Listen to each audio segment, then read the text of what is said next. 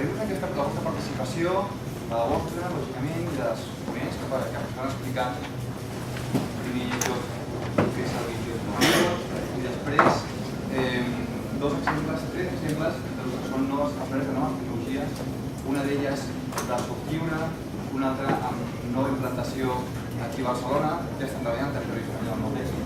I pensem que són clars exemples del que pensem que pot aglutinar el districte i clars exemples del que serà. Donarem pas, per tant, al Javi Roca. El Network 5, com ja sabeu, són un cicle de conferències organitzats conjuntament pel 22@Network i el Centre Internacional de Negocios de Cataluña. Somos ADO, somos un operador de telefonía IP, datos y trabajamos sobre todo con redes abiertas y venimos de Suecia y pues para crear este clúster la gran necesidad sobre todo de charlas, ¿no? De redes, pues España no es la pionera, pero el desarrollo es un pionero en España, ¿no? Per presentar-nos, jo soc el Rolanter, dirigeixo l'empresa Cometa. Cometa és una empresa que neix a Catalunya l'any 2000, dedicada des del principi de la seva història a integrar eines open source, software lliure, codi obert, software lliure, moltes terminologies per descriure això.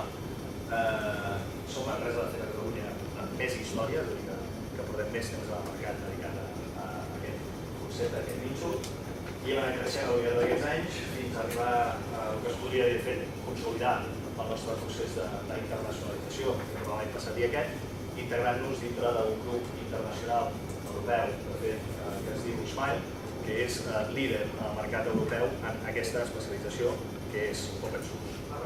Históricamente los usuarios tenían muchos datos y estaban desbordados por los datos.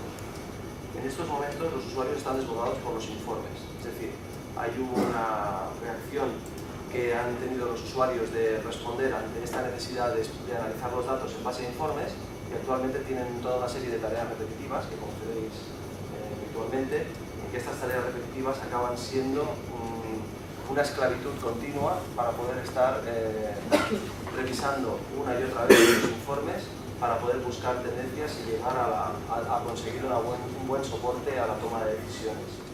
Quisiera agradecer a cerca de más de 55 profesionales que os habéis dado, que nos hemos encontrado aquí hoy, a los tres ponentes, a Javier Roca, a Urban Network, ha sido vuestra asistencia y vuestra ponencia. Quisiera agradecer a la gente, tanto de 22 Urban Network como de SIG, el éxito de esta convocatoria, donde lo comentamos, ¿no? Cerca de 55 empresas y así un concepto bastante dinámico. Fuera, nos vemos.